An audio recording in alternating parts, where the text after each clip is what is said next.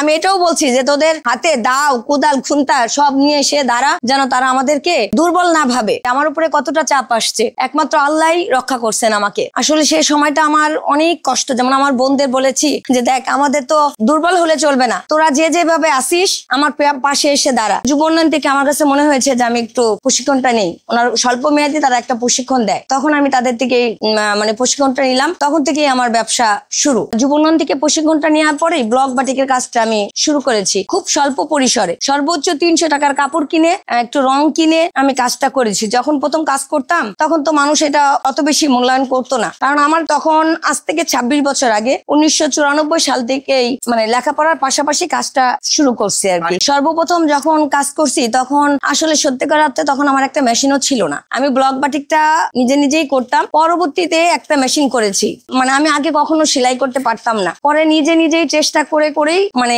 শুরু করেছি কাজটা। তারপরে বাইরের থেকে একটা কোর্স করলাম, জাপানি একটা কোর্স আমাদের ফরিদপুরে আসছিলেন, তখন আমি তার থেকে একটু ডিজাইনের উপর এবং কাটিং এর উপরে প্রশিক্ষণ নিলাম। নেওয়ার পরে কাজটা শুরু হলো। ওই কাজটা যখন আমি বাসা থেকে করতাম, হঠাৎ দেখা যেত খুব বড় সরে তো করতে পারি নাই, ছোট পরিসরে করেছি। তখন ওই বাসার থেকে আশেপাশে লোকজন দেখে বলতো যে সুন্দর হচ্ছে, ওইভাবে আমার সেল হয়ে যেত। সর্বপ্রথম একটা কাজ করেছি, সেটা একটা ওড়না। ওই ওড়নাটায় আমাকে প্রথম মজুরি দিয়েছিল মাত্র 100 টাকা। এই 100 টাকা ছিল আমার 1 কোটি টাকার সমান। মানে আমার মনে হয়েছিল যে চাকরিতে বেতন পাই ঠিক আছে, তারপরও নিজে যে কষ্ট করে কাজ করে যে টাকাটা আমি পেলাম, নিজে হাতে কাজ করে, এই 100 টাকাই হচ্ছে আমার 1 কোটি টাকার সমান। তার পাশাপাশি আমার আব্বা আম্মা আর্থিক ভাবে সহযোগিতা না করলেও এমনি বলছে, উৎসাহ দিয়েছে যে হ্যাঁ তুমি করো, ইনশাল্লাহ তুমি পারবা। যারা অসহায়, বিধবা বা দুস্থ, বোবা, কথা বলতে পারে না, মানে অনেকে আছে একটা চোখে দেখে একটা পা নেই, ঠিক এদের নিয়ে আমি কাজ শুরু করেছি।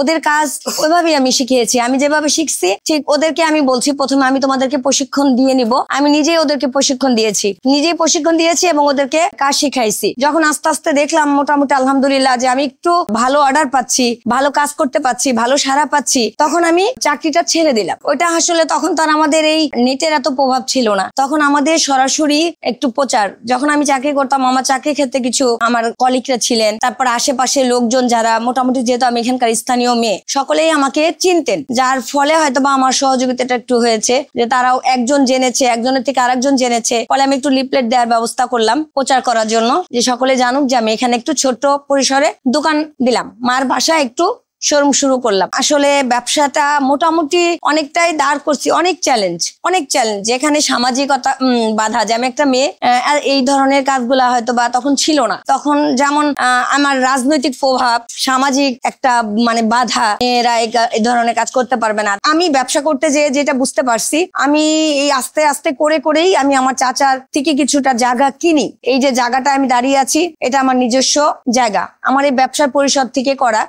তখন ওনারা যেমন এসে অনেকেই বলে যে ভেঙে ফেলবো, এখানে কাজ করা যাবে না, এটা আমার বাড়ির সামনে দর্জির দোকান থাকবে না, অনেক বাধা। অনেক বাইরে বেরোইছি কোনো কাজ করার জন্য, মেয়েদেরকে, যে মেয়েটাকে দেখা যাচ্ছে যে অত্যাচার করছে, আমরা তার পাশে যে দাঁড়িয়েছি, তখন বলবে মেয়েদের তো খায় দায় আর কোনো কাজ কাম নাই, এগুলা নিয়েই বসে থাকে। মানে আসলে অনেক যেটা বলে বুঝাতে পারবো না। ওরা যে মানে আমার পিছনে যেটা লেগেছিল, আমি সামনে যে বড় ব্যবসা করছি, আমি একটা মেয়ে মানুষ হয়ে কেন এত বড় হচ্ছি, এটা হয়তো বা তাদের পছন্দ হচ্ছিল না। রাস্তার পাশে যে জায়গাটা ছিল, এই জায়গাটা এতটাই মানে তাদের চোখে পড়ে গেছিল যে জায়গা থেকে তোলার জন্য আমাকে এভাবে অত্যাচার করেছে, এবং কি শাটার ফেলে দিয়ে বাইরে থেকে তালা মেরে রেখে গেছে যে আমাকে ব্যবসা করতে দিবে না। এখন নিজস্ব জায়গা করেছি, নিজস্ব গাড়ি করেছি, আর ইনশাল্লাহ এখন আমি আমার যতগুলো জনবল মোটামুটি মানে শোরুম দিয়ে, বাহির দিয়ে যারা কাজ করছে 300-350 উপরে, এদেরকে নিয়ে আমি আসি। তারপরেও ওরা যারা প্রোডাকশনে ডিজাইন করে, মোটামুটি প্রায় 600 কাছিয়ে গেছে। আসলে আমি একদম শূন্য পরিসরে কাজটা শুরু করেছি। শূন্য থেকে শুরু করে যখন আমি একা ছিলাম, তারপর আমার ভাই বউকে অ্যাড করেছি। এভাবেই আস্তে আস্তে করে এ পর্যন্ত, মানে অনেক কষ্ট করেই আমি এই পর্যন্ত এসেছি। আমার দেশের বাইরে যে কাজগুলো যায় সেটা হচ্ছে নকশি কাঁথা, ফতুয়া, পাঞ্জাবি, বাচ্চাদের কিছু ড্রেস, ইটালি যাচ্ছে, জাপান যাচ্ছে, সৌদি আরবে আমার স্বামীর মাধ্যমে যাচ্ছে। আমার সবচেয়ে বড় শান্তি এখানেই, যেটা হলো যে যখন আমি সর্বপ্রথম রোজগার ছিল আমার 100 টাকা, আমি কাজ করে একদম প্রথম দিন আমি 100 টাকা পেয়েছি। এখন ইনশাল্লাহ আমার প্রতি মাসে আয় হচ্ছে 3 লক্ষ টাকা। এটাই আমার জীবনের, মানে মনে করি যে এটাই আমাদের বড় সার্থকতা।